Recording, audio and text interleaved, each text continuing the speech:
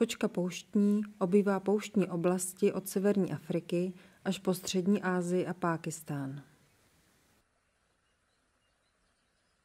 Má nápadně širokou hlavu s velkými ušními bolci. Velké uši zajišťují výborný sluch a pomáhají regulovat tělesnou teplotu. Srst je měkká, hustá a pískově zbarvená, což ji skvěle maskuje v přírodě. Na končetinách a ocasu může mít pruhování. Špička ocasu je černá. Na tlapkách má mezi prsty hustou srst, která jí pomáhá lépe se pohybovat po písku a zároveň chrání její tlapky před horkým pískem. Drápy nemá tak ostré jako jiné kočky. Používá je totiž hlavně při hrabání úkrytu v písku a protože v poušti není moc možností si drápy nabrousit.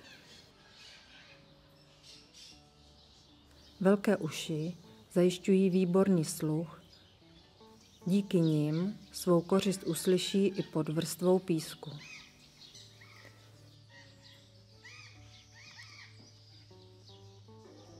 Nejčastěji loví pískomily a jiné malé hlodavce, dále pouštní ještěrky a hady, hmyz či ptáky. Nemusí pít, stačí jí voda získaná z potravy. Aktivní je v noci, přes den se ukrývá ve vyhrabaných norách. Kromě doby páření žije samotářsky.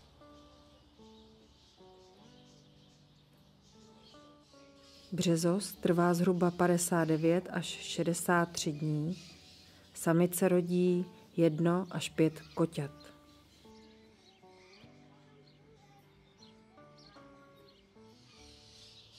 V Zoo Hluboká chováme kočky pouštní od roku 2010.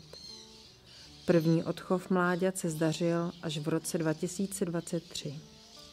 Jediné kotě, kocour, čeká, jaký nový domov mu vybere koordinátor chovu.